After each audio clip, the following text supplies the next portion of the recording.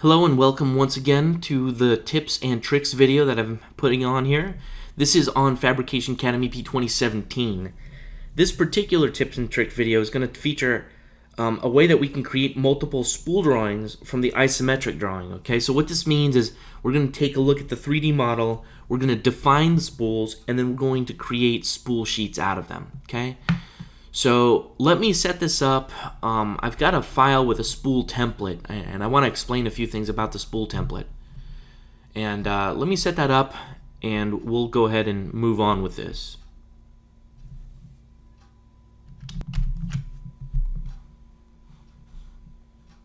Alright, so let's continue here. What we're looking at is kind of a continuation of the same file here. I've brought that into another file that I have already set up. Now, this is typically how most of our customers will use this. What they will do is they will create a file that's used for their spool templates. Okay, so what that means is if I go look at the model space, you'll see that I've got some additional piping kind of thrown out here in space, but this is typically used in a way where you would bring your piping either into this file, or you would bring the spool template from this file into your piping model. Okay, so down below you're going to notice that I've got the model space, I also have a layout space, and what we're going to take a few minutes to look at here is the spool template. Okay, so this is how this works. In this spool template, I have a couple of views set up. I've got a plan view in wireframe, and I've got a 3D view in a conceptual. And what I'm looking at here specifically is I'm looking at the conceptual, and over here it's kind of hidden right now, but it's 2D wireframe. So as you can see, 2D wireframe, conceptual. I've got it with my company standard border, as you can see here. Let me zoom to extents, company standard border, and I would typically fill in this information. Now what you don't see, okay, it's hard to see, but there's a little point right here, and there's a little point right here. Now this is a particular block with some attributes in it, so is this one.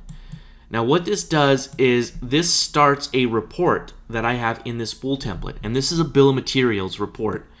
So this bill of materials is going to fill out based off of the spool that I've made, and then down below here in blue I've got another point set up and another endpoint set up.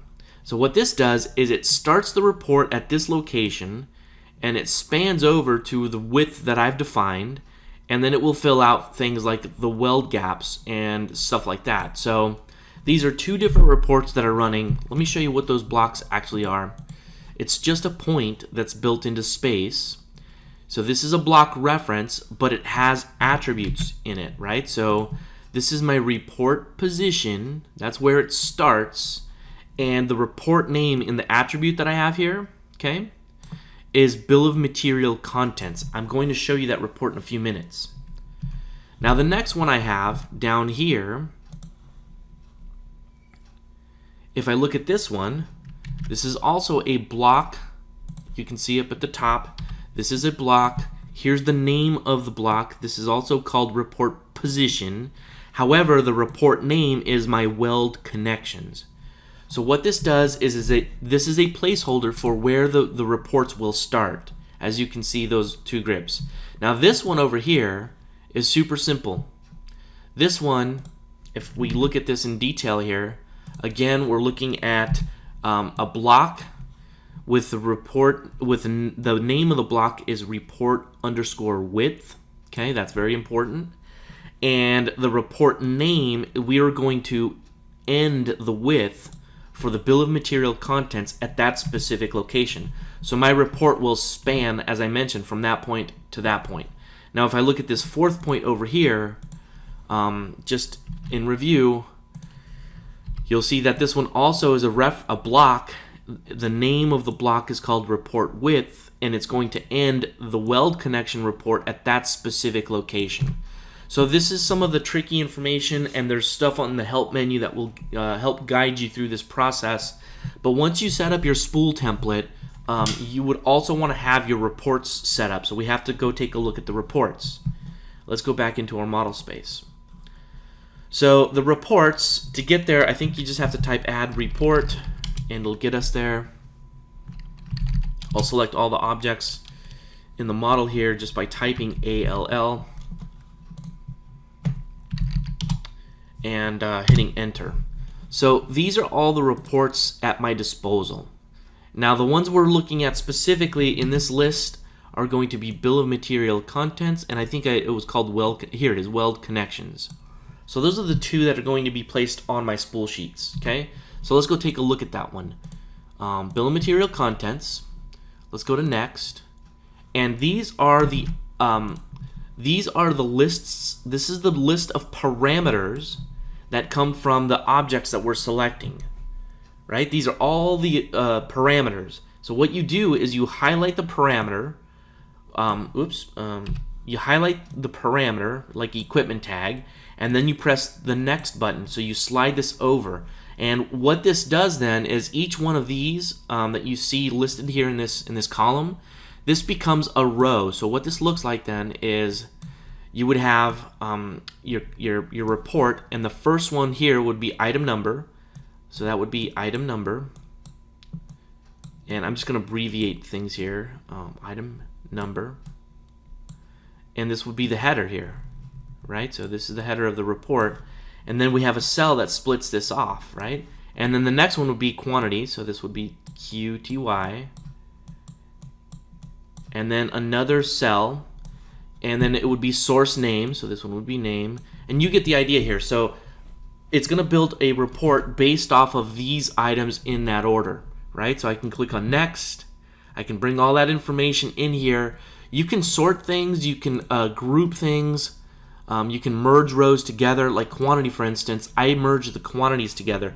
And what that means is if I have 8 elbows of the same size, it's going to merge all of those elbows on the same line item and give me a quantity, right? A quantity saying there's going to be 8 of these types of elbows.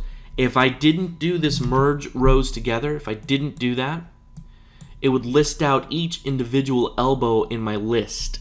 In my list, it would have each individual elbow, and normally I wouldn't want that. So if you check that that little radio button, you'll make sure that you merge all of those instances of 8-inch elbows, and they would show up as one line item with a quantity of 8.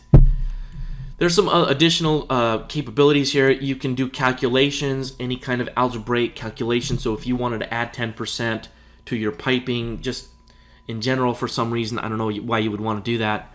If you wanted to subtract, an inch off of everything, I mean, you could do all that kind of thing within this environment here. And then ultimately, you can filter things out.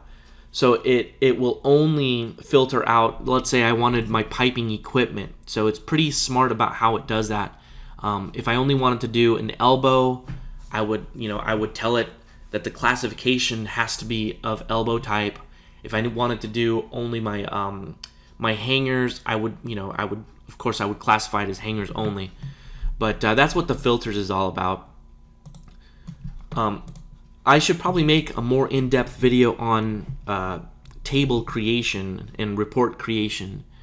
But once you've got that satisfied, you're then using those reports to make the spool sheet. So let's walk through the spooling process. So what I want to do here is I want to go ahead and create my spool definitions. Now in the toolbar here, you're going to see define, create spools. You'll see batch create spools, set spool color and reset the color, and then of course the spool dim, the spool dim tool adds spool dimension. We've talked about that one in an earlier video. The next one we're going to look at is define and create spools. So what this means is we're going to use these color ranges, as you can see here. Now, I don't really want to use white. I don't want to use the gray. I don't want to use the dark gray or the light gray. I just want to cycle from 1, 2, 3, 4, 5, 6 colors, and that's it. So I'll just remove 7, 8, and 9 here. Okay, so what this means is as I make a new spool, it's going to take on a new color. And I'm hitting the bump color so I can see how many colors am I going to have. And you'll see that they repeat once it gets to the magenta, it goes back to red. Red is number 1. So the idea here is you will define the spools, okay? And I've got, let's say I'm working on a Nike project. I live in Hillsboro, Oregon, and it's a gorgeous blue sky day today. But the neighboring town in Beaverton, that's the Nike World Headquarters. So if I was working on their project, I would say Nike Spool -101. And you can name it anything you want. I like to observe best practices of having no spaces. And if I'm on the first floor, I like to name it 101. So let's go ahead and start with that. The template is already built into my file here, so I'll hit on OK. So this will be my first spool, and oh, you know what?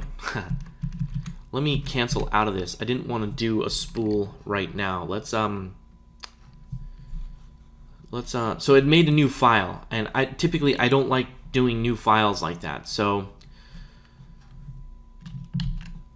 yeah, let's take these items here and take them off of a spool here. So I go to wrong button here. Multi-object properties, and just remove the spool information from it. So that way it's not spooled. Alright, let's go ahead and start the spooling process one more time. And what's going on is I have this button checked here that says create spool on OK. And I don't want to do that. I just want to start the process of creating the spools from scratch. So I'll place this on a spool. I'll place this next run over here on its own spool.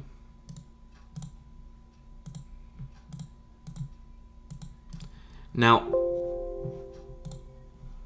I'll go ahead and place all of this on a spool. And this one will be on its own spool. And then I'll place all of this on its own spool. So as you can see, both in 2D and in 3D, we're defining the spools as they're supposed to be added on here, right? So let's go ahead and add all this whole kick right here onto its own spool, and then all of this stuff will be on its own spool. So this is typically the process that you'll go through when you're spooling out your sheets here. You just make decisions based off of what spool you need and when you need it, right? So I'm not going to do the whole drawing, but that's good enough. And what I want to do next is I want to create my batch spool. Now what this does is it takes all of the spools that I've already created, and it'll give me that capability here.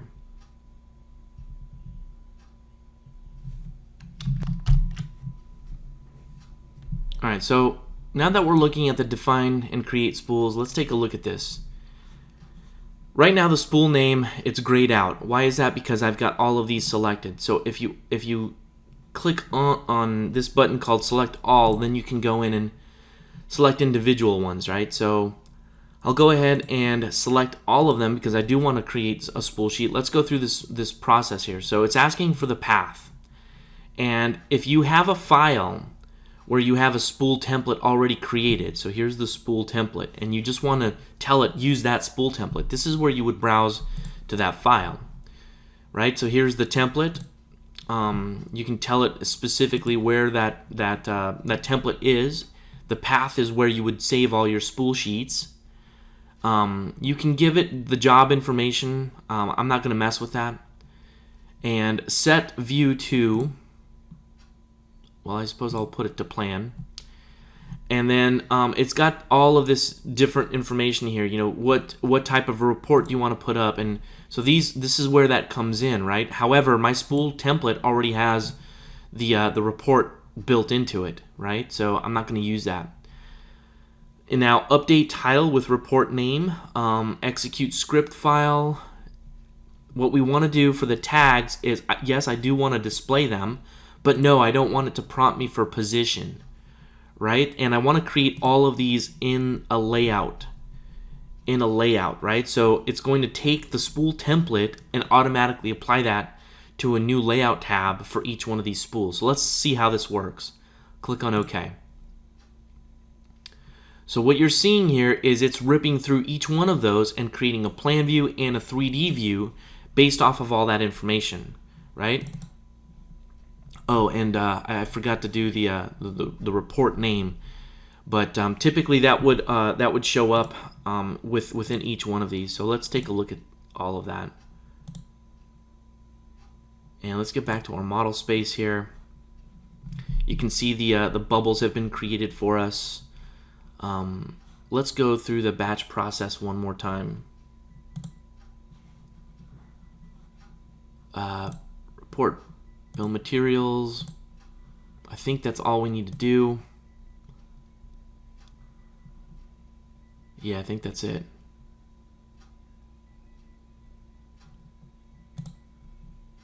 Oh, wrong one. Bill of material contents, okay.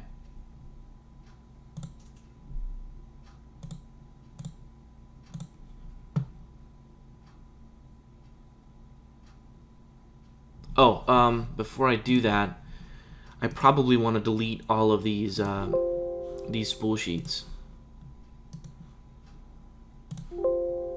I don't want them to be recreated, and it'll prompt me if I want to recreate it. It already exists. Do you want to recreate it? And I don't want to be prompted there. So I think I've got them all here. Let's do that one more time.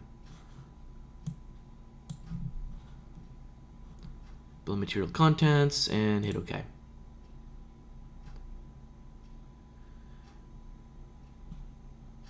All right, there we go. So I had that one thing set so that it was off, but at this point, I mean, we can go through and start to move our items here, and you'll see that if I select that particular tag, it highlights the object that it's related to. So then I can use that particular arrow there and just kind of grab it and point towards that object. So this one looks like it's associated to the weld, and I'll just point right at the weld here. And let's grab this guy, and you can see that's associated to the elbow, and I'll just grab the grip there for the arrow and point it at the elbow. So you'll see how that process gets managed throughout this whole venture here. Oh, I must have grabbed the weld itself. Is that it? No. I think I grabbed, there we go. So I'll move that over here and stretch this guy over a little further. There we go. And let's go ahead and drop that in here. Great. So as you can see, we've got the process of how you go about annotating everything. It automatically places the bubbles. You'll have some window management to do in the handle there, but in the end, what it does is it creates your spool sheets. Imagine if you had a full floor of all kinds of piping out there. We got our bill of materials in there very easily. Additionally, we've got our weld connections, and I think that when you combine the spool template with the three-dimensional piping that you've already got, you can go ahead and create a lot of documentation very quickly based off of the modeling. So what does this do for you? I mean, why is this important? The reason this is important is because it'll let the detailer concentrate on detailing, make sure that everything can fit, make sure that there's no collisions, make sure that it can be built and transported out to the site. If you're doing prefab, this is extremely crucial, right? Then the documentation that happens on the backside, it's just kind of an automatic process of how you like it. Now, a few things to consider. You're going to want to create your bill of material contents and your weld connections. You're going to want to dial that in. Make sure that it's the way that you guys like to document things, and extract those properties from these particular models that you're getting, right? So in that aspect, there's a lot to be configured, but once you've got it configured, this process is pretty simple to go about doing, right? So there's a lot to be liked there. Ultimately, you'll hit a stride and a way that you like to continue making your files. Once that happens, it's pretty much cruise control. You'll concentrate more on creating the content and creating your designs, as opposed to documenting and worrying about the small CAD minutia that really has nothing to do with design. Things like layer management, stuff like that. That doesn't have much to do with design, but this does, right? Is making sure that you get your design fully documented. That's all about the design work. So in the end, I think that what we wound up with here is a very effective way to communicate how all of this is happening within that whole process.